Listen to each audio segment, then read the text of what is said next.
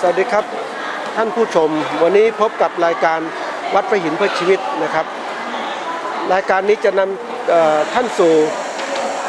ผู้ประกอบการรายใหม่ซึ่งเป็นมิติใหม่ของสังคมไทยซึ่ง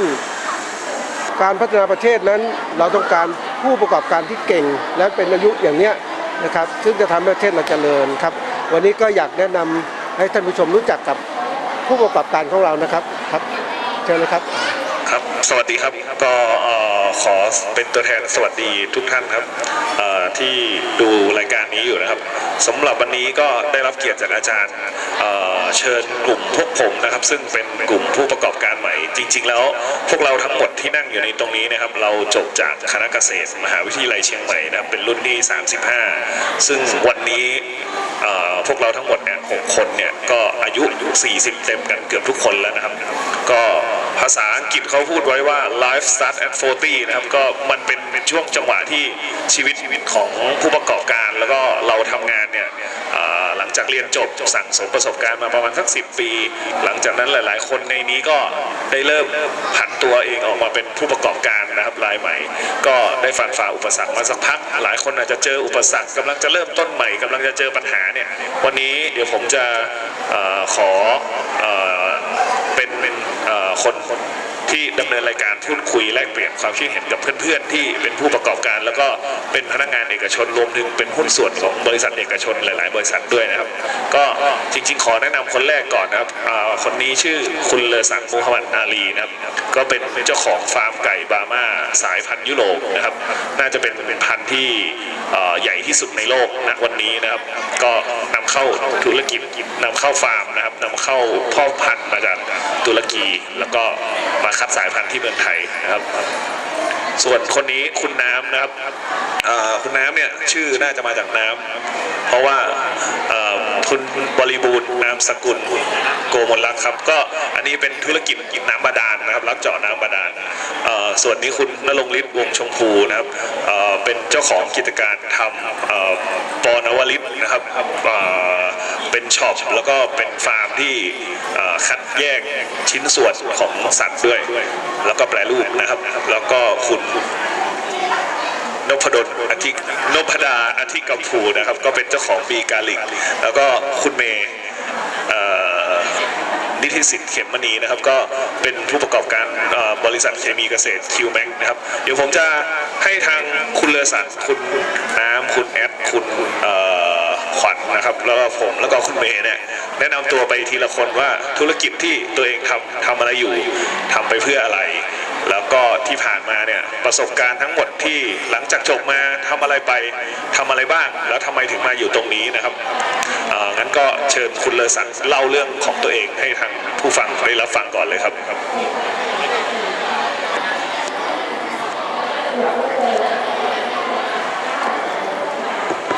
ครับผมก็สวัสดีครับผมเลอสันนะครับ4108214นะครับสมัยเรียนนะครับจบจากภาควิชาพืชสวนนะครับเกษตรมช.นะครับแล้วก็หลังจากนั้นก็ได้ศึกษาต่อในที่คณะนะครับเป็นคณะของส่งเสริมการเกษตรปริญญาโทนะครับระหว่างนั้นก็ได้ทำงานที่มูลนิธิโครงการหลวงนะครับเป็นนักวิชาการผักนะครับก็ได้มีโอกาสขึ้นไปแลกเปลี่ยนความรู้แล้วก็สอนชาวบ้านนะครับเรื่องการปลูกผักของที่โครงการหลวงนะครับอยู่ก็ประมาณสัก 5-6 ปีนะครับจนรู้สึกว่าเราจะต้องออกมาอยู่ในระบบเอาออกมาอยู่ให้มันอิสระกว่านี้นะครับก็เลยออกมาทำธุรกิจกับเพื่อนด้วยการเป็นตัวแทนจำหน่ายสินค้าประเภทนมโฟร์โมสนะครับระหว่างนั้นก็จะมีทำสวนไปด้วยนะครับสวนยางสวนสับปะรดก็ไม่ได้หนีทางเกษตรไปนะครับมีสวนยางสวนสับปะรดสวนลำไยทำควบคู่กันไปนะครับปัจจุบันนี้นะครับก็มีอยู่3ส่วนนะครับที่จะเป็นรายได้นะครับก็คือรายได้ประจำก็คือเป็นพนักงานบริษัทอยู่นะครับก็มีกิจการสวนยางสวนลำไยของตัวเองนะครับอีกส่วนหนึ่งที่ณวันนี้ที่มุ่งมั่นอยู่ก็คือการทำไก่สวยงามนะครับเพราะว่ารักแล้วก็ชื่นช จมไปกับมันนะครับก็เลยต้องพยายามหาสิ่งที่ดีที่สุดของไก่นะครับด้วยการนำเข้ามาจากยุโรปนะครับเพื่อที่จะให้มันเป็นที่สุดนะครับเกษตรเราสอนมาให้ทำให้ดีที่สุดนะครับก็เลยพยายามเอาไก่เข้ามาให้มันเป็นพันธุ์ที่สวยงามที่สุดนะครับเป็นไก่ยักษ์บราม่ามีฟาร์มอยู่ที่จังหวัดเชียงรายนะครับตำบลนางแรอำเภอเมืองนะครับครับก็ฝากท่านครับของผมนะครับถ้าจะติดต่อผมนะครับก็จะเป็น Facebook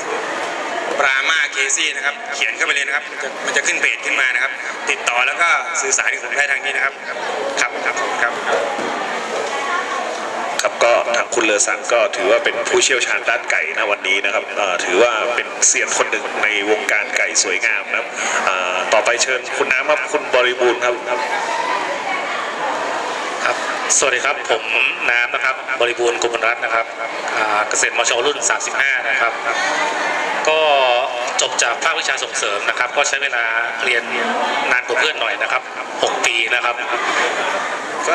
ก็อยู่ในวงการเกษตรมาประมาณสัก10 ปีนะครับเคมีเกษตรจากนั้นก็ผันตัวเองออกมานะครับพอแต่งงานปุ๊บอะไรก็ผันตัวเองออกมาก็ค่อนข้างจะแหวกแนวไปเลยนะครับในส่วนตัวของผมเพราะตอนนี้ทำเกี่ยวกับระบบน้ำประปาบาดาลนะครับรับเจาะบาดาลซึ่งอาจจะมีหลายคนยังไม่รู้จักอาชีพเจาะน้ำบาดาลเนี่ยว่ามันมีอยู่ด้วยหรือนะครับซึ่งส่วนตัวผมตอนเรียนผมก็ไม่รู้จักหรอกครับว่ามันมีอาชีพน้ำการเจาะน้ำบาดาลอยู่ด้วยนะครับเราจบเกษตรนะครับเราไม่ได้อยู่ในสายงานนี้โดยตรงเราก็เลยต้องใช้ความพยายามมากกว่าคนอื่นสักนิดหนึ่งนะครับก็คือต้องเรียนรู้เองนะครับในการเจาะน้ำบาดาลในการดูชั้นหินชั้นทรายนะครับซึ่งก็อาจจะได้เรียนมาบ้างในวิชาปฐพีนะครับก็ใช้วิชาตัวนั้นมาช่วยด้วยนะครับแล้วก็ดูชั้นน้ำบาดาลดูชั้นหินชั้นทรายนะครับแล้วก็ศึกษาเพิ่มเติมในการทำระบบประปาเพราะตอนนี้ผมก็ทำระบบประปาหมู่บ้านนะครับที่ใช้กันอยู่ครับมีทั้งผลิตเครื่องกรองนะครับสารกรองน้ำนะครับรับติดตั้งทุกอย่างที่เกี่ยวกับระบบน้ำนะครับทั้งน้ำใช้น้ำบริโภคน้ำดื่มโรงงานน้ำดื่มนะครับก็ค่อนข้างจะผันตัวออกมาแบบแหวกจากที่เรียนมานะครับแต่ที่สำคัญก็คือเราได้รับการสั่งสอนปลูกฝังในเรื่องของความพยายามนะครับในความอดทนนะครับเกษตรต้องอดทนนะครับผมจริงๆเลยนะครับคือต้องเรียนรู้เองใหม่หมดนะครับก็ยังไงก็ฝากด้วยนะครับชื่อร้านของผมก็คือหอจก.พนากราววอเตอร์เซอร์วิสนะครับอยู่เชียงใหม่นะครับก็รับงานในโซนภาคเหนือนะครับมีอะไรก็ลองเสิร์ชดูได้นะครับก็จะขึ้นชื่อแรกๆเหมือนกันหอจก.พนากราววอเตอร์เซอร์วิสนะครับรับเจาะน้ำบาดาลครับขอบคุณครับครับผมก็ทางคุณน้ำก็ยังไงก็ทั้งสองท่านก็ยังอยู่ในวงการเกษตรชัดเจนต่อให้อีกคนจะเป็นผู้ผลิตแต่อีกคนนี่ก็ยังเป็นผู้ผลิตที่เป็นปัจจัยการผลิตเบื้องต้นนะที่สำคัญคือน้ำนะครับต่อไปเรียนเชิญคุณแอดณรงค์ฤทธิ์แล้วกันครับ ครับสวัสดีครับ ก็ต้องขออภัยด้วยวันนี้เสียงไม่ค่อยดีนะครับเนื่องจากเป็นหวัดผมแอดนะครับณรงค์ฤทธิ์วงชมพูนะครับรหัส4108093เกษตรมชรุ่น35นะครับก็หลังจากเรียนมาก็ผมได้ทำงานในส่วนของบริษัทเบตาโกนะครับอยู่10 ปีในส่วนของสายงานขายล้วนๆเลยนะครับเป็นขายไก่ขายหมูแล้วก็ขายอาหารสัตว์ก็จะถนัดทางด้านอาหารสัตว์ก็เลยออกจากบริษัทมาเปิดร้านเป็นตัวแทนจำหน่ายอาหารสัตว์ของเบตาโกนะครับก็เริ่มมาขายที่บ้านเกิดที่เวียงปะเป้าเชียงรายนะครับปัจจุบันก็ได้ทำในส่วนของธุรกิจส่วนใหญ่จะเป็นอาหารหมูที่ครบวงจรนะครับมีจำหน่ายอาหารสัตว์พันธุ์สัตว์รับจับคืนแล้วก็เอาสัตว์เข้าลงฆ่าสัตว์เพื่อแปรรูปแล้วก็จะมีในส่วนของช็อปเพื่อเป็นในของการเป็นหน้าร้านในการจำหน่ายสินค้าแล้วก็มีในส่วนของห้องเย็นนะครับที่ไว้รองรับในการสต็อกสินค้าแล้วก็ปัจจุบันนี้ก็เริ่มขยายในส่วนของธุรกิจเป็นลูกบ่อปลาดุกนะครับเป็นในส่วนของอาหารโมโมฟีดจากทางบริษัท APM ก็ในจะทำใน บ่อทั่วไปในจังหวัดเชียงรายนะครับแล้วก็จะมีอีกตัวหนึ่งที่กำลังทำในตอนนี้คือเลี้ยงวัวขุนในพม่านะครับแล้วก็ใช้เวลาขุนประมาณ2 เดือนแล้วก็ขุนเสร็จก็ต้นทางนี่คือจากพม่าจากมันดาเลย์ครับแล้วก็เอามาขุนที่ตรงท่าขี้เหล็กเสร็จแล้วก็ขุนประมาณ2 เดือนแล้วก็ส่งไปที่จีนนะครับซึ่งจะไปลงเรือที่เชียงกงแล้วก็ขึ้นไปทาง12 ปันนาก็เป็นในส่วนของธุรกิจตัวใหม่ที่ทำอยู่นะครับก็ถ้าติดต่อผมก็จะมีในส่วนของ Facebook นะครับในส่วนของช็อปก็คือปนาวริตเฟซมินช็อปนะครับแล้วก็ ID Line 0897001153ครับเซ็นดูได้ครับขอบคุณครับ โอเคครับก็อันนี้ก็เป็นส่วนผู้ประกอบการในส่วนของแปรรูป แล้วก็เริ่มต้นกระบวนการผลิตเบื้องต้นนะครับของทางเนื้อเพราะทางคุณแอนเนี่ยจบมาทางสัตวบาลนะครับผมต่อไปก็เป็นคุณขวัญครับนพดาครับผม สวัสดีครับผมขวัญนะครับนพดาอธิการกัมพูครับแอคกี้ CMU รุ่น 35 เหมือนกันกับเพื่อนๆนะครับ ผมเรียนพืชสวนผมจบพืชสวน แต่พอจบพืชสวนปุ๊บเนี่ยสิ่งที่เราทำก็คือเราไปเป็นพนักงานเอกชนอยู่แป๊บๆแล้วผมก็กลับมาช่วยครอบครัวที่บ้านโดยทำธุรกิจค้าขายสินค้าเกษตรซื้อมาขายไปครับลำไยกระเทียมแล้วเราเจอปัญหาคืออยากได้ของเยอะเราต้องไปให้ราคากับเกษตรกรที่ราคาสูงแต่พอเราอยากขายเยอะเราต้องลดราคาให้กับโรงงานแปรรูปซึ่งตรงนี้มันสวนทางกันอย่างชัดเจนผมเจอปัญหาสิ่งเหล่านี้มาร่วม10 กว่าปีทำให้ผมมานั่งคิดว่าเราควรจะทำยังไงเพิ่มมูลค่าให้กับสินค้าเกษตรไทยยังไงหาทางรอดให้กับบริษัทและให้กับครอบครัวเรายังไงจนผมมาเจอคำว่านวัตกรรมเพิ่มมูลค่าให้กับสินค้าเกษตรเราค้นหาว่าจะทำยังไงให้เพิ่มมูลค่าให้กับสิ่งที่เราค้าขายอยู่คือกระเทียมจนไปเจอไอ้คำว่ากระเทียมดำที่ประเทศญี่ปุ่นเราพยายามหานวัตกรรมมาพัฒนาสินค้าเราคือกระเทียมเนี่ยจนเป็นกระเทียมดำที่ได้รับความนิยมทั้งในและต่างประเทศนะครับตอนนี้เรามีการขายในกระเทียมดำในประเทศและส่งออกไปต่างประเทศแล้วมีการพัฒนาโปรดักต์เพิ่มขึ้นหลากหลายรูปแบบเช่นมายองเนสเช่นเวนิก้าช่องทางติดต่อผมนะครับเรามี Facebook Black Garlic in Thailand และก็ www.bgarlic.com ครับผมครับสำหรับคุณขวัญนะครับก็ถือว่าเป็นผู้ประกอบการที่ประสบความสำเร็จพอสมควรนะครับณวันนี้โปรดักต์มีขายอยู่ที่ไหนบ้างครับผมถ้าโปรดักต์มีขายอยู่ที่ไหนบ้างหลักๆตอนนี้มีในตำรับไทยGolden Place The Mall Top Supermarket เนาะแล้วก็7-Eleven บางสาขาใหญ่ๆที่นักท่องเที่ยวเดินแต่หลักๆที่ตัวเลขมาเยอะๆที่สุดของเราก็คือช่องทางออนไลน์ซึ่งตอนนี้เราหลีกหนีการค้ายุคใหม่การขายยุคใหม่ไม่ได้ก็คืออีคอมเมิร์ซและออนไลน์ครับก็ถือว่าเป็นตัวแทนรุ่นคนหนึ่งที่ออกทีวีบ่อยที่สุดแล้วนะครับเป็นหนึ่งในเทปอายุน้อย100 ล้านครับลองไปเสิร์ชดูนะครับผมปีการลิกครับต่อไปเรียนเชิญคุณเมย์ครับผมครับผมครับก็นิติสิทธิ์เขมณีนะครับก็ชื่อเมย์นะครับก็นะครับรุ่น35นะครับจบสาขาพืชสวนนะครับก็จริงๆก็ทำบริษัท QMAX Agrotech นะครับพอดีได้รู้จักกับทางรุ่นพี่มชนะครับเกษตรเหมือนกันรุ่น24นะครับก็ทำคุกคีกับโครงการเคมีเกษตรนะครับเกี่ยวกับจะเน้นในเรื่องของว่าธาตุอาหารพืชนะครับแล้วก็ส่วนใหญ่ก็จะเป็นสินค้านะครับที่เป็นที่เรานำเข้ามาจากทางต่างประเทศเป็นหลักพอดีทางบริษัทเนี่ยกับลูกพี่เนี่ยได้รู้จักกับซัพพลายเออร์ทางต่างประเทศครับเขาเลยแนะนำสินค้าต่างๆจากหลายประเทศด้วยกันช่วยจะเป็นนะครับสเปนออสเตรเลียนะครับก็เลยทางบริษัทเราก็จะนำสินค้าจากทางต่างประเทศเนี่ยมาทดสอบนะครับกับผลผลิตบ้านเราไม่ว่าจะเป็นทุเรียนก็ดีลำไยก็ดีหรือพืชอื่นๆนะครับเราก็เลยค่อนข้างมีประสบการณ์เกี่ยวกับการใช้ธาตุอาหารพืชใน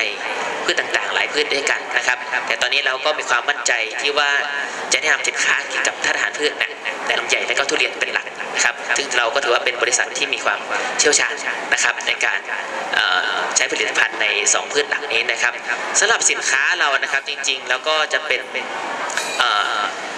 จริงๆนอกจากที่เรานำเข้าสินค้าจากทางต่างประเทศแล้วนะครับเราก็จะมีคล้ายๆแบบทำผลิตภัณฑ์ที่ว่าจริงๆในบริษัทหลายๆที่เนี่ยเขาต้องการตอนนี้ก็คือสินค้าที่ว่านำเข้าและใช้และได้ผลนะครับนอกจากจะมีสินค้าที่ดีแล้วยังก็ต้องมีนะครับความรู้นะครับที่เราได้เรียนจากทางมหาลัยเนี่ยเอาไว้บริการเกี่ยวกับทางของทางเกษตรกรชาวสวนนะครับเราก็จะในเรื่องของการปลูกฝังทีมงานนะครับให้สามารถให้คำปรึกษากับทางเกษตรกรหรือว่าชาวสวนต่างๆได้นะครับนอกจากเราจะคัดสินค้าที่ดีแล้วก็เราต้องหา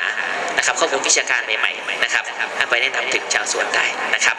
นี่ก็เป็นที่ว่าจุดขายของทางบริษัทของเรานะครับพยายามแก้ปัญหาต่างๆนะครับสำหรับช่องทางการติดต่อก็จะติดต่อได้ที่นะครับwww นะครับ QBank Agrotech นะครับขอบคุณคุณเมย์ครับคุณเมย์ก็เป็นเจ้าของผลิตภัณฑ์ในส่วนของปัจจัยการผลิตเหมือนกันนะครับทางการเกษตรก็ตอนนี้ก็เป็นตัวผมนะครับผมชื่อดำรงศักดิ์กองมีชื่อเล่นชื่อเก่งนะครับรหัส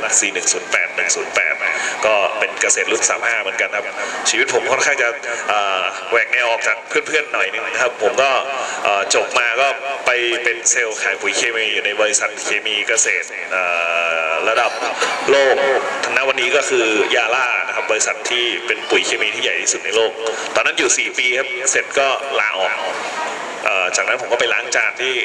เมืองลอนดอนประเทศอังกฤษอยู่6 ปีครับหลังจากกลับมาก็เห็นเทคโนโลยีทั้งหลายที่มันพัฒนาและเติบโตอยู่ในเมืองนอกเนี่ยก็คิดว่าจากนี้ไปอนาคตอีก5 ปีเนี่ยเมืองไทยก็จะต้องใช้สิ่งพวกนี้ครับก็กลับมาตามหาฝันด้วยการมาเปิดบริษัทสตาร์ทอัพครับรับจองร้านอาหารทำเกี่ยวกับเทคโนโลยีครับไม่ได้เกี่ยวกับเกษตรเลยทีนี้ไอ้ช่วงที่มาทำเนี่ยเงินเราน้อยครับเราไม่มีเงินเพราะว่าเราทำงานเอาเงินไปแลกเงินแล้วก็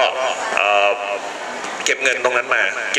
ก็เอามาจ้างโปรแกรมเมอร์แต่ด้วยความที่เราไม่ได้มีความเชี่ยวชาญเรื่องเทคโนโลยีเลยเนี่ยเราก็ถูกหลอกง่ายๆก็ตอนนั้นก็เสียหายไปกับการจ้างโปรแกรมเมอร์นี่เยอะเหมือนกันฮะจากนั้นก็กลับมาทำเองที่เมืองไทยพอกลับมาทำเองก็ต้องยังจ้างเหมือนเดิม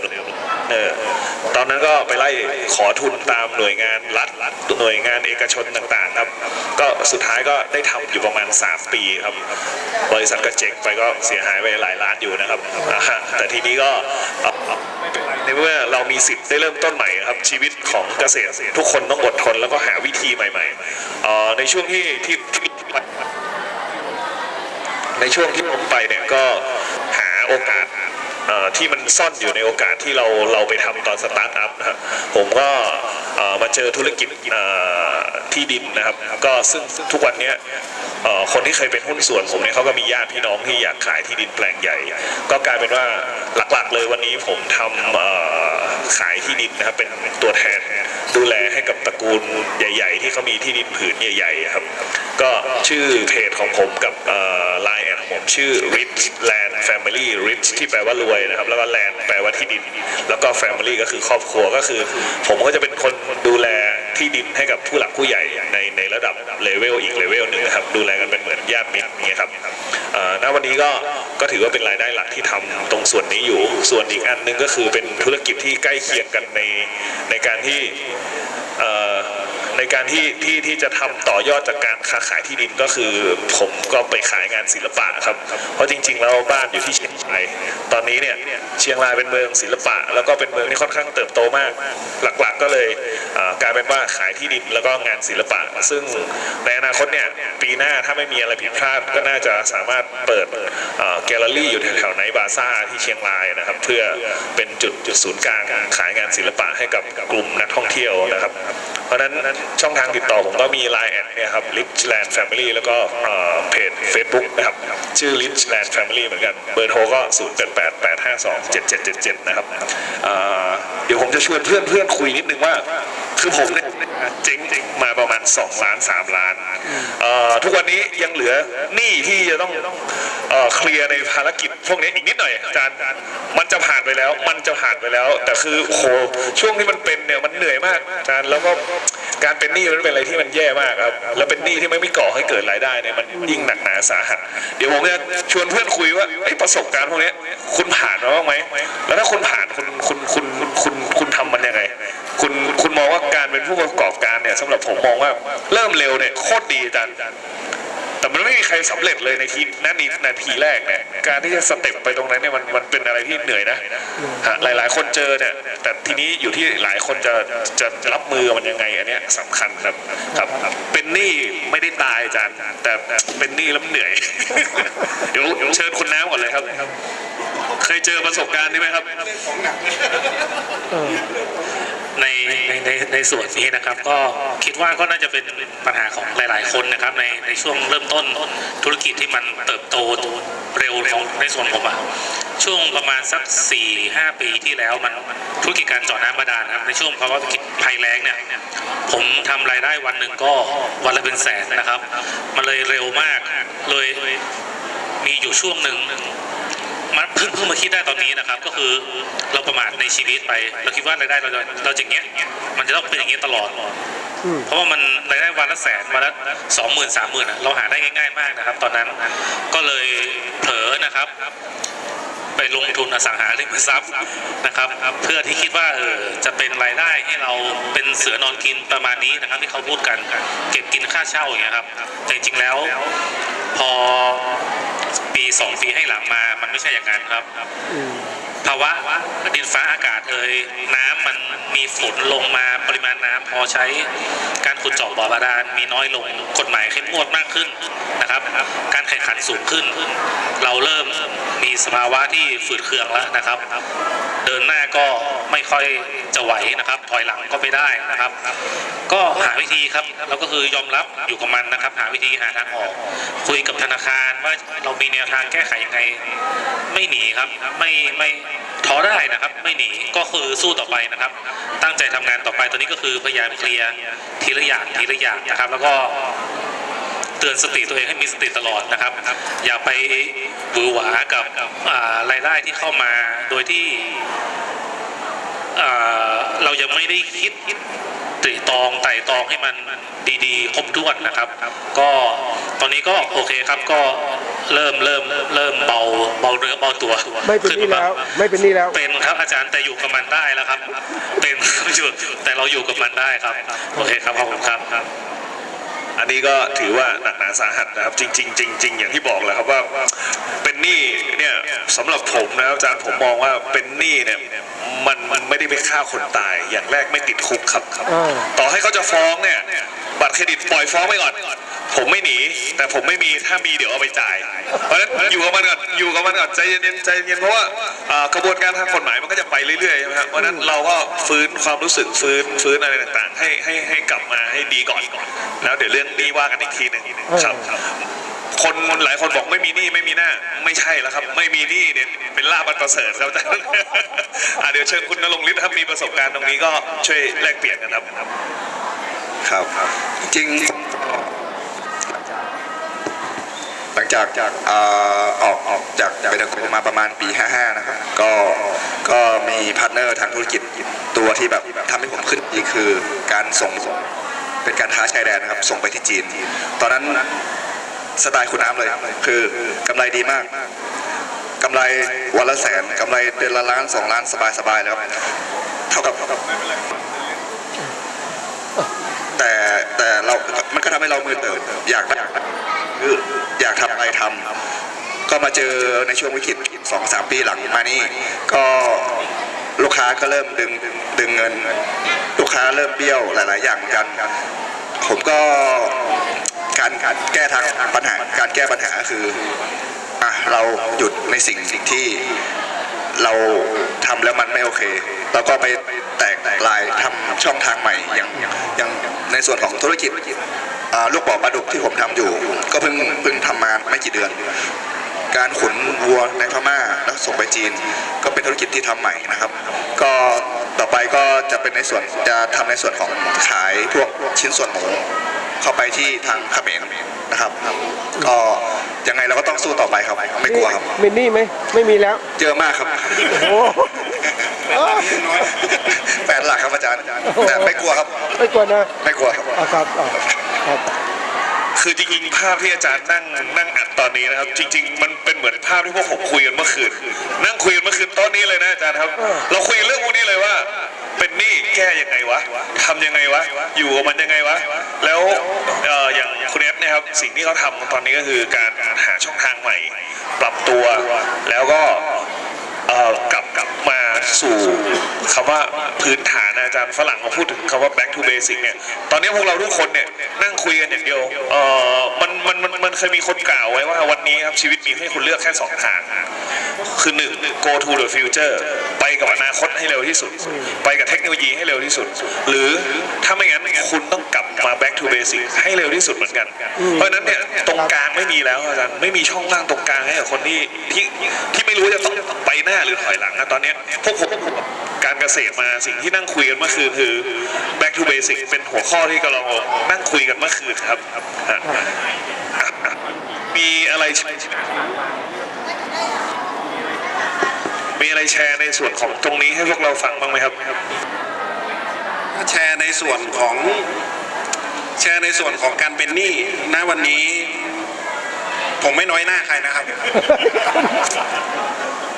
7 หลักนี่อย่าคุยกับผมคุยกัน8 หลักแก่ๆดีกว่า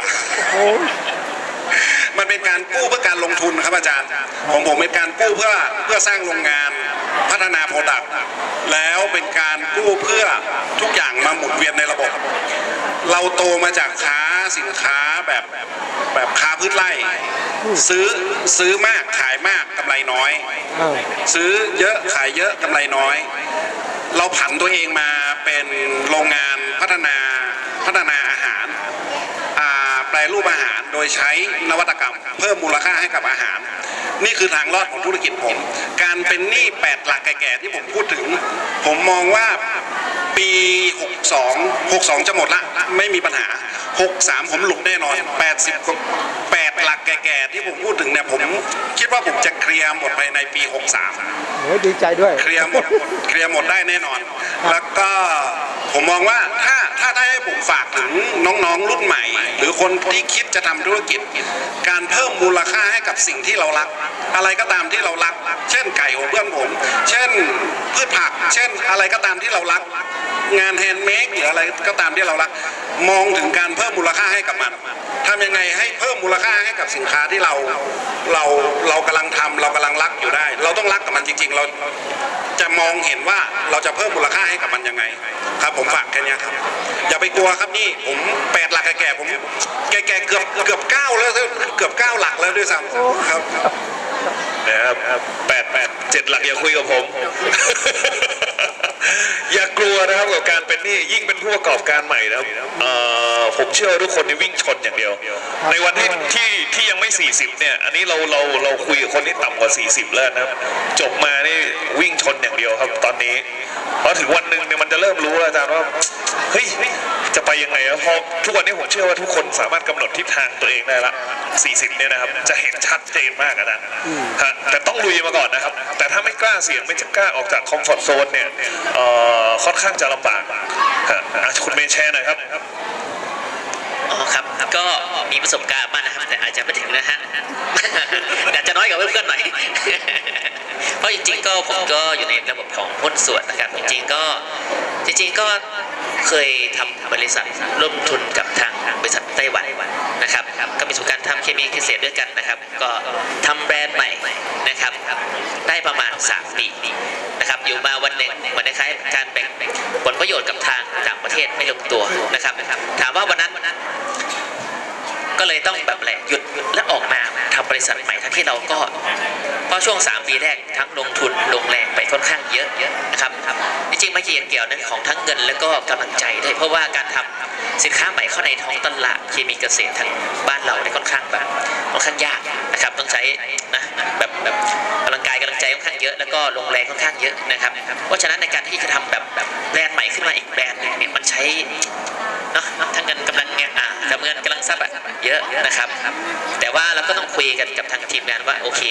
นะครับว่ายังไงก็ต้องทำใหม่ถอยไม่ได้นะครับก็เลยต้องจดบริษัทใหม่เป็น QMAX Agrotech นะครับก็ต้องเริ่มทำแบรนด์ใหม่แต่ แต่บังเอิญที่บริษัทอยู่ได้แล้วก็เพราะว่านะครับจริงๆเราก็มาจากลูกค้าเป็นหลักนะครับเพราะว่าจริงๆทางอย่างที่ว่าแนวทางก็คือว่าร้านค้าที่ดีนะครับเราก็ได้โอกาสมีพาร์ทเนอร์ที่ดีก็คือได้ร้านค้าที่ดีคือ1นะครับร้านค้าเห็นค่อนข้างแบบอะไรอะเวลาเราค้าขายกับร้านค้าหนึ่งนอกจากที่ว่าหาสินค้าดีให้ร้านค้าแล้วนะครับสินค้าที่ดีจากทางต่างประเทศแล้วก็นะครับเราต้องให้เป็นที่ปรึกษากับทางร้านค้าได้ด้วย แล้วก็ทางชาวสวนนะครับเพราะฉะนั้นเวลาที่เราเปลี่ยนชื่อสินค้าแล้วก็เปลี่ยนร้านค้าเนี่ยยังไงทั้งลูกค้าที่เป็นร้านหรือว่าชาวสวนเองเขาก็ต้องมาซื้อสินค้าเราเองเพราะว่าหน้าเราเป็นตัวบอกเขาว่าเนี่ยของเราดีนะแล้วก็วิชาการที่เรามีอยู่เนี่ยสามารถแก้ปัญหาให้เขาได้นั่นเองเพราะฉะนั้นนะครับนี่ถือว่าเป็นสิ่งสำคัญมากกว่านะครับนอกจากลงทุนลงแรงทุกคนต้องลงทุนอยู่แล้วนะครับเหมือนเพื่อนลงทุนเยอะเลยนะครับผมอาจจะน้อยกว่านะครับยังไงก็ต้องขายด้วยความนะครับซื่อตรงและก็นะครับเป็นที่ปรึกษาเขาได้ถ้าในการเกษตรปัจจุบันเพราะว่าพื้นฐานของเกษตรกรที่ชาวสวนต่างๆเขาต้องการเป็นที่พึ่งนะครับหรือว่าเป็นที่ปรึกษาให้กับชาวสวนนะครับนะครับมาครับ ครับสำหรับคุณเมย์ก็ไม่ค่อยมีประสบการณ์ผ่านผลมากกับเรื่องหนี้นะอันนี้ยินดีด้วยแล้วถือว่ายินดีด้วยยินดีมากคุณเลอสันครับเราคุยกันเรื่องความผ่านผลของเรื่องหนี้มีเลอสันมีประสบการณ์อะไรที่แชร์บ้างไหมครับไม่มีดีนะครับแต่ถ้ามีแชร์หน่อยครับครับสำหรับผมก็อาจจะแชร์ในอีกแง่มุมหนึ่งนะครับว่าอาจจะแชร์ในอีกแง่มุมหนึ่งว่าชีวิตมันมีไทม์ไลน์ของมันมีระยะเวลาที่ของผมเนี่ยค่อนข้างที่จะราบรื่นนะครับก็คือจบมาทำงานสายวิชาการนะครับได้สักระยะหนึ่งก็ออกมาทำธุรกิจนะครับธุรกิจก็คืออาจจะในแง่ของหุ้นส่วนแล้วก็ค้าขายปกตินะครับไม่ถึงกับที่จะต้องลงทุนอะไรมากมายนะครับแต่ที่จะสื่อก็คือถ้าเรามีการวางแผนระบบชีวิตนะครับเดี๋ยวนี้จะมีผู้ที่ว่าเบื่ออาชีพเงินเดือนนะครับเฮ้ยออกมาทำเกษตรดีกว่าเว้ยโลกสวยนะครับใช้ชีวิตไลฟ์สไตล์แบบสโลไลฟ์นะครับเห็นในเพจในเพจโอ้ยฉันตื่นมาจิบกาแฟแก้วนึงโพสต์นะครับชีวิตจริงมันไม่ใช่นะครับผมเนี่ยโตมากับการทำเกษตรมาตั้งแต่เกิดเลยพ่อแม่ผมเป็นเกษตรกรนะครับก็ค่อนข้างจะเห็นว่าถ้าไม่มีการวางแผนเลยตัดเงินเดือนทิ้งปึ้งมาลงกับเกษตรปึ้งวันหนึ่งคุณกิน300 บาทเนี่ยคุณต้องมาหารเลยนะครับว่าผลผลิตที่คุณออกมาเนี่ยมันจะคุ้มกับที่คุณกินไหมอันนั้นคือแค่กินนะครับในส่วนของการค่าเทอมลูกค่าอะไรอีกหลายๆอย่างครับแต่ที่จะสื่อก็คือถ้าคุณได้วางแผนทำควบคู่กันไป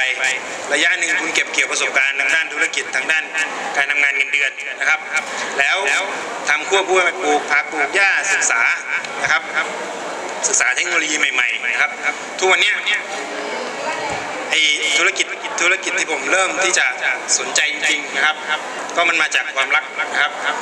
ความรักในไก่นะครับไม่เห็นไก่แล้วผมคิดว่าเฮ้ยปกติเขาช่างกิโลขายกันมันโลละเต็มที่ก็โลละ100นะครับช่วงตรุษจีนช่วงอะไรพวกเนี้ยครับเฮ้ยถ้าเราไม่ช่างกิโลขายแล้ววะเราขายให้มันตัวละ10,000ละแสนเลยได้ไหมวะนาทีนั้นผมมีเงินเก็บไม่เยอะนะครับมีเงินเก็บอยู่สักก้อนหนึ่งผมเห็นว่าเฮ้ยถ้ามันจะต้องไปให้สุดกับไก่ตัวละ10,000ละแสนเนี่ยจะต้องไปยังไงผมก็เซิร์ชอินเทอร์เน็ตใช้เทคโนโลยีนะครับใช้ Google อย่าบอกใช้ Google ผมใช้นะครับ Google ครับก็เซิร์ชเข้าไปใน YouTube เซิร์ชเข้าไปครับก็จะเห็นว่าเฮ้ยมันมีไก่ที่เราไม่เคยเห็นมันมีอะไรหลายอย่างที่เราไม่เคยเห็นนาทีนั้นถ้าผมยังจ้องว่ามันไก่ตัวผมก็จะเลี้ยงไก่พันธุ์ผสมขายช่างกิโลขายไปนะครับนาทีนั้นผมเห็นไลน์เห็น Facebook ผมก็ติดต่อไปเลยภาษาอังกฤษก็งูปลานะครับจ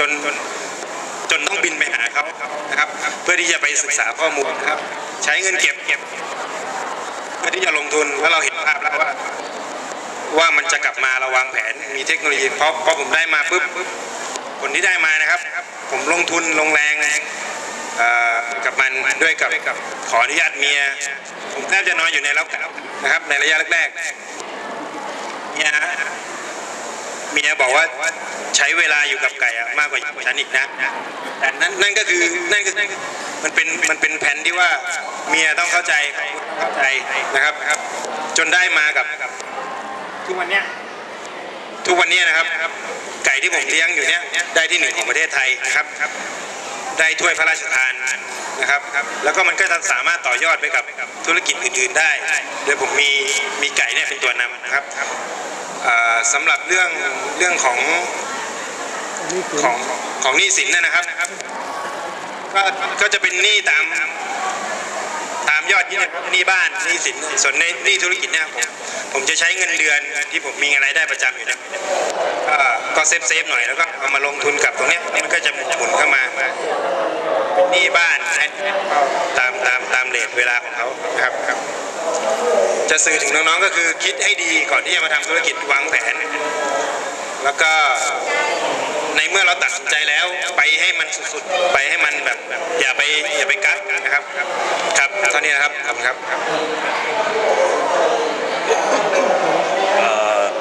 สำหรับของคุณเลอศักดิ์นะครับก็ถือว่าในส่วนที่แชร์เนี่ยผมมองว่า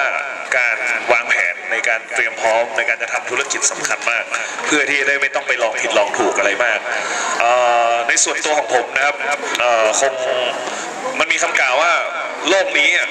ไม่มีอะไรแน่นอนสิ่งที่แน่นอนอย่างเดียวคือการเปลี่ยนแปลงคือบนโลกเนี่ยมันเปลี่ยนแปลงเร็วมากครับทุกวันนี้เนี่ยที่เรานั่งคุยกันเรื่อง back to basic เนี่ยโคตรเร็วอาจารย์ทุกอย่างเร็วมากในส่วนของเรื่องหนี้ก่อนผมขอแชร์เรื่องหนี้ก่อนอย่างแรกเลยครับสำคัญที่สุดในระหว่างเป็นหนี้รักษาเครดิตครับเครดิตนี่โคตรสำคัญครับต่อให้ไม่มีตังค์กินข้าวเนี่ยขอเพื่อนถ้าเป็นคนมีเครดิตเพื่อนโอนให้ทันทีครับขอคนรู้จักต่อให้ไม่มีตังค์ครับคนรู้จักเชื่อมั่นโอนให้ทันทีกันไม่มีตังค์กินข้าวไม่มีตังค์กินเหล้าไม่มีตังค์อะไรทำอะไรเนี่ยไม่ต้องห่วงถ้าคุณเป็นคนมีเครดิตคำว่าเครดิตคือตรงไปตรงมารักษาเวลารักษาคำพูดอันนี้สำคัญมากสำหรับผมตลอดระยะเวลา 4-5 ปีนี้มาที่เจ๊งๆมาเนี่ยเพื่อนหลายคนช่วยซัพพอร์ตเพื่อนฝูงคนรู้จักช่วยซัพพอร์ตในวันที่เราไม่มีบอกว่าวันนี้50,000มา50,000 3 วันคืน3 วันคืนคือทุกอย่างมันเป็นการรักษาเครดิตระหว่างคำพูดกับพวกนี้ครับและสำคัญที่สุดเรื่องสถาบันของผมอาจจะสเกลเล็กบัตรเครดิตให้มันฟ้องไปก่อนเดี๋ยวบอกว่าเดี๋ยวไปจ่ายให้เดี๋ยวมีตังค์เลยจ่ายให้ของผมนี่สิ้นปีนี้หลุดแน่นอนครับผมหลุดละผมคิดว่าสิ้นปีนี้ผมหลุดหมดละหลุดทุกอย่างในนี่นะฮะก็ค่อยๆเริ่มใหม่ส่วนสเกลใหญ่เนี่ยผมมองว่าสถาบัน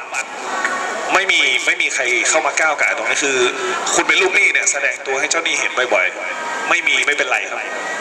สร้างความสัมพันธ์ทิ้งไว้เพราะยังไงเนี่ยเรามีความจริงใจในการที่จะ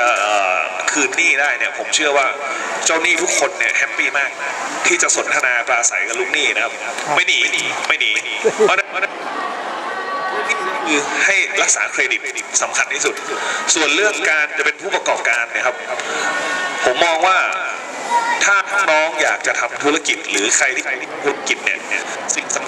สำคัญที่สุดคือค้นหาสินทรัพย์ที่มีในตัวเองก่อนรักอะไรชอบหรืออยากทำอะไรอยู่ใกล้อะไรแล้วมันมีความสุขเนี่ยความสุขมันจะช่วยสร้างสรรค์สิ่งนั้นออกมาอันนี้คือค้นหาสินทรัพย์ในตัวเองถ้าในตัวเองค้นหาไม่เจอให้เดินออกไปหาค้นในชุมชนครับกันเพราะทุกวันนี้คำว่า back to basic คือชุมชนคือสิ่งที่เราเติบโตมาคือสิ่งที่เราสามารถเอาไปพัฒนาต่อยอดได้ค้นหาในชุมชนไม่เจอออกไปหาที่เราศึกษาครับถ้าที่เราศึกษาไม่มีในโรงเรียนให้ไปหาในอินเทอร์เน็ตสุดท้ายทุกอย่างเนี่ยมันมีอยู่ในนั้นหมดผมมองว่ามันมีอยู่ในหมดหลังจากที่ค้นหาสินทรัพย์เจอเสร็จแล้วเนี่ยเอามันมาสร้างคุณค่าครับอาจารย์เอามันมาสร้างคุณค่าทุกวันนี้ผมสินทรัพย์ของผมคือพื้นฐานของความเป็นเพื่อนฝูงพื้นฐานของเกษตรที่เราเป็นคนบ้านนอกจริงใจเพราะฉะนั้นเวลาไปอยู่กับผู้หลักผู้ใหญ่เนี่ยเขาก็รักเอ็นดูเพราะเราเป็นคนซื่อสัตย์จริงใจผมก็เลยได้สินทรัพย์ตัวเองคือสิ่งนี้มันเป็นพื้นฐานของการเรียนเกษตรพวกนี้มาเป็นสังคมวัฒนธรรมที่เราหล่อหลอมแล้วก็ปลูกฝังกันมาเอาสินทรัพย์พวกนี้ไปต่อยอดจากสร้างมูลค่าโดยมีที่ดินแล้วก็งานศิลปะเป็นโปรดักต์หลังจากนั้นก็คือนำเสนอต่อชาวโลก ครับ เอาที่ดินไปขายเอางานศิลปะไปขายให้ผู้ใหญ่อะไรอย่างเงี้ยครับเพราะฉะนั้นสำคัญที่สุดสิ่งพวกนี้คือผมมองว่าหาสินทรัพย์ให้เจอสร้างมูลค่าให้ได้ แล้วก็นำเสนอต่อชาวเนี่ยค่อนข้างที่จะเป็นอะไรที่คนรุ่นใหม่ที่ต้องเสาะแสวงหาครับเดี๋ยวมีอีกหัวข้อหนึ่งที่อยากจะฝากเรื่อง back to basic ที่เราคุยกันเมื่อคืนผมอยากให้เพื่อนแชร์นิดนึงว่าเบสิกแต่ละอย่างที่เราอยากจะกลับไปทำเนี่ยมันสำคัญยังไงแล้วก็ในอนาคตสิ่งพวกนี้มันจะจำเป็นกับคนรุ่นใหม่ยังไงกับคำว่าเบสิกที่เราคุยกันเมื่อคืนเนี่ยคุณขวัญก็เลยไม่มี อะไรคือคำว่าเบสิก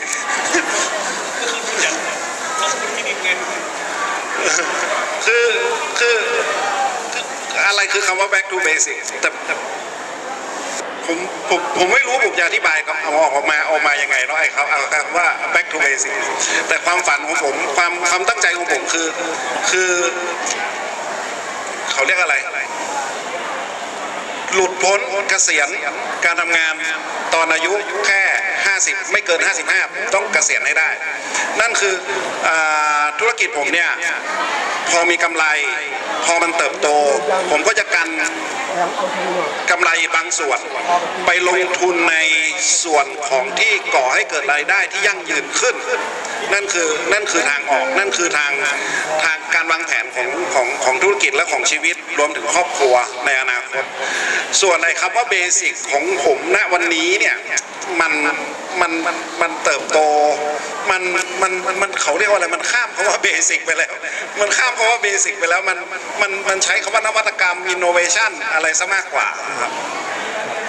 แสดงว่าของคุณขวัญเนี่ยต้องไปไกลให้สุดจะไปในฟิวเจอร์ให้ได้ครับเพราะทุกอย่างถูกปรับเปลี่ยนอยู่ตลอดเวลาคุณแนะนำธุรกิจที่คุณทำจะกลับไปแบ็คเบสิกยังไงก็ back to basic ของผมก็คืออย่างแรกคือใช้ทรัพยากรที่มีอยู่ให้เกิดประโยชน์สูงสุดไม่ว่าจะเป็นในส่วนของพนักงานหน้าร้านห้องเย็นลูกค้าอะไรต่างๆนานาแล้วก็ที่สำคัญที่สุดคือ connection back to basic กลับไปดู connection เก่าๆของเราว่าเราเคยทำอะไรกับเขาบ้างเราสามารถต่อยอดตรงไหนได้อีกบ้างครับอย่างที่ผมเคยเรียนไปว่าคอนเนคชั่นของผมที่ผ่านมาคือรู้จักใครเคยทำธุรกิจตัวไหนลองกลับไปดูว่าเราจะทำอะไรกับเขาได้บ้างก็จะมีในส่วนของธุรกิจรายที่แตกมาใหม่คือลูกบ่อปลาดุกแล้วก็การเลี้ยงวัวแล้วก็การกลับไปทำเรื่องชิ้นส่วนหมูซึ่งเป็นงานที่เราเคยทำมาก่อนก็คือของผมอ่ะมันไปข้างหน้าต่อ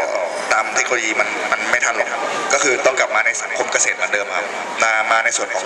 ภาคผลิตนะครับก็เป็นการผลิตเพื่อนำตลาดเพราะว่าเราเรื่องการตลาดอ่ะเราไม่น้อยหน้าใครอยู่แล้วแต่ตอนนี้คือเราต้องมาไฟเรื่องการผลิตให้มันดีขึ้นทำแก๊ปช่องว่างให้เห็นกำไรจากการผลิตเยอะขึ้นครับเคล็ดละ back to basic กำลังคิดได้ back to basic คิดได้ของผมคืออะไรคือณวันเนี้ยพอโปรดักต์พอบริษัทมันเติบโตมันไปได้แล้วสิ่งที่ผมกลับมามองว่าอะไรคือกลับว่า back to basic ของเพื่อนผมเนี่ยผมกลับมาพัฒนาเกษตรกรไทยครับผมมาพัฒนาสายพันธุ์กระเทียมสายพันธุ์หนึ่งซึ่งตอนนี้อยู่ในงานวิจัยของคณะเกษตรมช.ผมคาดหวังว่าถ้าผมทำสำเร็จร่วมกับอาจารย์ในคณะเนี่ยเกษตรกรไทยที่ปลูกกระเทียมรอดตายกันหมดแน่นอนยั่งยืนแน่นอนครับนั่นคือ back to basic ของผมอันนี้โอเคอันนี้ขอบคุณมากอันนี้ back to basic กลับไปพัฒนาสายพันธุ์เพื่อเกษตรอันนี้กลับไปพัฒนาไปดูแลเกษตรกรที่เป็น supply chain ในห่วงโซ่ของการผลิตแล้วไปกลับไปตรงจุดนั้นก่อนคุณน้ำครับในส่วนของผมนะครับ back to basic ก็คือเราก็จะตอนนี้ก็คือรักษาฐานลูกค้าเดิมนะครับให้แน่นเซอร์วิสเรามีเซอร์วิสมาเราดูแลลูกค้าให้ดีที่สุดนะครับในการก้าวกระโดดนั้นก็ให้ตั้งอยู่ในความไม่ประมาทนะครับแล้วก็ในส่วนของครอบครัวเนี่ยก็คุยกันว่าเราอยากจะ ไปทำเกษตรพอเพียง โดยที่ยึดบนหลักความจริงว่าเราพอเพียงจริงๆนะครับไม่ใช่สโลไลฟ์เหมือนเพื่อนเลอสันพูดเมื่อกี้กินกาแฟแก้วหนึ่งแล้วก็นั่งสบายทั้งวันไม่ใช่นะครับคือเราต้องมีพอนะครับค่าเทอมลูกการใช้ชีวิตการเป็นอยู่การกินการใช้ประจำวันต้องพอเพียงจริงๆนะครับในทางนี้นั้นก็คือไม่ทิ้งอาชีพนะครับแล้วก็ยังทำงานด้วยความตั้งใจนะครับด้วยเพิ่มคุณภาพในงานไปให้มากขึ้นนะครับไม่ฉาบฉวยในงานไม่สร้างปัญหาตามมาให้สิ่งแวดล้อมตามมาในการขุดเจาะบ่อบาดาลเราจะทำให้บ่อบาดาลมีคุณภาพไม่มีชั้นน้ำเสียไม่มีน้ำเสียลงในชั้นบ่อบาดาลซึ่งเป็นน้ำบริสุทธิ์ซึ่งเป็นแหล่งน้ำสำคัญของประเทศของโลกเลยก็ว่าได้นะครับเพราะมันเป็นน้ำในน้ำบาดาลเนี่ยมันมีหน้าที่หลายอย่างนะครับถ้าศึกษาดูก็จะมีทั้งชั้นหินดินทรายซัพพอร์ตแรงต่างๆนะครับแล้วก็จะทำตรงนี้ให้ดีที่สุดนี่คือ back to basic ของผมก็คือทำให้มีประสิทธิภาพให้มีคุณภาพให้ดีที่สุดครับโฟกัสไปกับกระบวนการสร้างมูลค่าให้กับธุรกิจนะครับคุณเมย์ก่อนครับเดี๋ยวค่อยคุณเลอสันนะฮะครับฮะก็นะครับสำหรับทางนี้ก็คือว่านอกจากนะครับที่ว่าทางบริษัทเคแมกเนี่ยขายเกี่ยวกับปัจจัยการผลิตเช่นปุ๋ยอาหารเสริมพืชนะครับให้กับร้านค้าหรือว่าเกษตรกรแล้วเนี่ยส่วนใหญ่ที่เราไปเจอคือเกษตรกรส่วนใหญ่ทำแล้วจะขายให้ใครนะครับสุดท้ายเราก็ต้องมองก้าวต่อไปว่าเนี่ยเราจะช่วยเหลือหรือว่าเนี่ยรับซื้อผลผลิตจากเกษตรกรได้ไหมและหาช่องทางเนี่ยรับซื้อนะครับมาแล้วขายยังไงให้ได้ราคาโดยบริษัทก็อาจจะมีแนวทางนะครับที่ว่าเนี่ยนำผลผลิตของเกษตรกรที่เป็นลูกค้าเราเนี่ยแหละครับมาช่วยนะครับขายทั้งสดหรือว่าแปรรูปนะครับหรือว่าติดต่อลงจากทางต่างประเทศนะครับให้ช่วยในเรื่องของที่ว่าลูกค้าเราเองที่ทางบริษัทดูแลเนี่ยกับปัจจัยผลผลิตต่างๆเนี่ยสามารถทำยังไงให้เขาขายได้ราคาดียิ่งขึ้นนะครับก็นี่คือแผนต่อไปที่จะทำครับตอนนี้บริษัทก็พยายามติดต่อกับพวกโรงหรือว่าทำขายช่องทางแบบขายจำหน่ายผลผลิตนะครับอีกช่องทางนึงนะครับทางของเมย์ก็หาสิ่งที่มันออกไปตอบโจทย์ให้กับเกษตรกรมากที่สุดครับคุณเลอสันครับเชิญครับครับสำหรับ back to basic ของผมในที่ผมแพลนไว้นะครับก็คือปัจจัย4ครับที่อยู่อาศัยอาหารยารักษาโรคเครื่องนุ่งห่มเนี่ยนะครับผมแพลนไว้แล้วว่าชีวิตที่เหลือของผมเนี่ยผมจะอยู่แบบพอเพียงด้วยกับลูกเมียผมไม่ลำบากนะครับผมมีพื้นที่นะครับเพื่อที่จะซัพพอร์ตในเรื่องของปัจจัยในฝ่ายของผลิตขึ้นมานะครับแล้วก็ไก่เอาง่ายๆนาทีนี้ยกตัวอย่างไก่เนี่ยนะครับในความเบสิกของผมก็คือผมเลี้ยงนะครับผมไม่มีข้าวกินผมก็วิ่งเข้าไปในเล้าถึงแม้ว่ามันจะฟองละ400-500หรือละ1,000 บาทผมก็มาเคาะต่อกินได้นะครับผมสามารถขายไข่ได้ไก่เนี่ยมันเป็นพื้นฐานง่ายๆเลยผมสามารถขายไก่ได้ใบละ1,000นะครับไก่ตัวละ2-3 พันนะครับนาทีนี้เนี่ยก็คือเบสิกของผมที่ว่าอยู่กันแบบง่ายๆข้าวมีกินยารักษาโรคเมียผมเป็นหมอนะครับก็อยู่กันเมียเป็นอาจารย์หมอนะครับก็เนี่ยแผนของผมก็คือเนี่ยอยู่ในภาคของการเกษตรจะไม่หนีไปไหนนะครับบ้านผมมีแล้วนะครับยารักษาโรคเครื่องนุ่งห่มนั้นมันมีอยู่แล้วนะครับสำคัญสุดก็คือให้พึ่งพาตัวเองให้ได้นะครับพึ่งพาตัวเองให้ได้และวันหนึ่งนะครับเราก็จะอยู่ได้อย่างสบายไม่ต้องไปพึ่งพาใครนะครับท่านนี้ครับback to basic สำหรับผมเนี่ยก็จริงๆก็คือปัจจัย4นะอาจารย์แต่ตอนนี้สิ่งที่มันจะต้องเบสิกมากที่สุดต้องกลับมาก็คือเรากำลังอยู่ในช่วงจุดตัดของเทคโนโลยีกับมวลมนุษยชาติซึ่งเร็วๆนี้เราจะเห็นภายใน5 ปี 10 ปีเนี่ยอย่างนี้เขาคุยเรื่องเทคโนโลยี AI ปัญญาประดิษฐ์อะไรต่างๆเนี่ยมันจะถูกเข้ามาก่อกวนชีวิตมนุษย์มากซึ่งผมมองว่าในส่วนนี้เมื่อกี้ที่บอกว่าถ้าไปไกลไม่สุดเนี่ยก็ต้องหยุดกลับมาหลังที่สุดเพราะฉะนั้นผมมองว่าใน ปีหน้าเนะครับหลายๆอาชีพไม่ว่าจะพนักงานธนาคารไม่ว่าจะแม้แต่แพทย์เองที่เรามองว่าเป็นอาชีพที่มั่นคงที่สุดทุกวันนี้หลายๆเทคโนโลยีในอเมริกาในยุโรปเนี่ยเริ่มเข้ามาแทนแพทย์แค่อาจารย์เดินผ่านเข้าไปนี่เขาสามารถวิเคราะห์อาจารย์ได้ทุกอย่างแล้วเนี่ยหลายๆอาชีพจะตกงานและจากนี้ไปอีกประมาณ 5-10 ปีหลายๆอาชีพจะหายออกไปจากวัฏจักรนะครับอาจารย์เราจะไม่มีอาชีพแบบนี้อีกแล้วที่บอกว่าเรียนมหาลัยแล้วเดี๋ยวมาเรียนแล้วก็จบไปเป็นนักบัญชีซอฟต์แวร์หมดไม่มีแล้วเพราะฉะนั้นคณะบริหารธุรกิจจะหายครับคณะหลายๆคณะจะหายอาจารย์จริงๆนักกฎหมายอาจจะแทบจะไม่มีหลายๆอย่างคือมันจะเปลี่ยนไปแบบโดยที่เราไม่รู้ว่าเด็กยุคนี้บอกว่าเฮ้ยมีคณะนี้ในอนาคตในอดีตด้วยเหรออย่างเงี้ยครับแต่มีคณะหนึ่งไม่หายแน่ๆครับคณะเกษตรจะไม่หายอาจารย์เพราะว่าสุดท้ายเนี่ยคนจะต้องกินต้องใช้หุ่นยนต์จะต้องใช้ไฟฟ้าปัจจัยการผลิตทั้งอย่างไม่ว่าดินน้ำลมไฟที่เราคุยกันนอกจากปัจจัย4ของมนุษย์เนี่ยผมว่าปัจจัย4ที่เป็นดินน้ำลมไฟยังสำคัญมากเพราะฉะนั้นถ้าย้อนกลับไปเป็นปี41ที่พวกผมเรียนหนังสือคนที่ตกงานตอนนั้นเนี่ยกลับมาบ้านอาจารย์ผมจำได้ว่าตอนนั้นกลับมาบ้านมาทำเกษตรแล้วก็ใช้ทฤษฎีของในหลวงร.9ของเราฟื้นกลับมาประเทศเราฟื้นกลับมาเมื่อ20 ปีที่ผ่านมาเราฟื้นกลับมาด้วยความที่เรามั่นคงทางการเกษตรแต่อาจารย์ลองจินตนาการจากนี้ต่อไปนะครับยุคผมเนี่ยที่ผมเรียนนะครับเรียนมา41จนถึงจบถึงประมาณยุคสัก50อาจารย์รู้ไหมครับทั้งหมู่บ้านผมเนี่ยประโยคนี้เลยขายนาส่งควายเรียนอาจารย์คือทุกวันนี้ที่เลือกสวนไร่นาต่างๆของชาวบ้านชนบทมันแทบจะไม่เหลือแล้วนะเพราะว่าต้องส่งพวกผมเรียนหนังสือกลายเป็นว่าตอนนี้ที่พวกผมมาทำงานออกกลับมาแล้วจะกลับไปเนี่ยบางครั้งมันไม่มีปัจจัยการผลิตที่เป็นที่ดินนะครับอาจารย์เหลืออยู่ในชุมชนแล้วมันกลายเป็นที่เช่าของนายทุนไปแล้วผมก็เลยมองว่าจากนี้ไปครับใครที่เป็นเจ้าของที่ดินต่อให้เป็นแค่ที่เช่ากันนะครับอาจารย์สามารถสร้างปัจจัยผลผลิตจากสิ่งพวกนี้ได้จะเป็นผู้ที่ได้เปรียบครับในจากนี้ไปแล้วในการเกษตรเนี่ยมันสามารถใช้เทคโนโลยีมาส่งเสริมได้ล่าสุดผมกับคุณเลอสันครับเดินทางไปที่งานดิจิตอลบิ๊กแบงครับอาจารย์กลายเป็นว่าทุกอย่างในการเกษตรใช้เซ็นเซอร์หมดครับอาจารย์ใช่ครับเพราะฉะนั้นก็ back to basic กลับไปได้เร็วได้ก็ให้กลับครับถ้ากลับไปไม่ได้ตามเทคโนโลยีให้ทันครับครับผมก็ฝากอาจารย์ไว้แค่นี้ครับครับผมก็ท่านผู้ชมคงได้รู้นะครับว่าการเป็นผู้ประกอบการรายใหม่เนี่ยนะในโลกปัจจุบันค่อนข้างยากเป็นวิกฤตมากเพราะฉะนั้นสิ่งที่เป็นวิกฤตเหล่านี้เราต้องเรียนรู้แล้วก็รีบปรับตัวนะครับเรียนรู้แล้วต้องปรับตัวให้เร็วที่สุดเพราะสถานการณ์ข้างหน้าเนี่ยทุกอย่างปรับตัวหมดเร็วมากการเกษตรเราก็ต้องปรับตัวจะอยู่ได้นะครับเกษตรกับวิชาชีพอื่นนั้นค่อนข้างจะลำบากแล้วนะครับ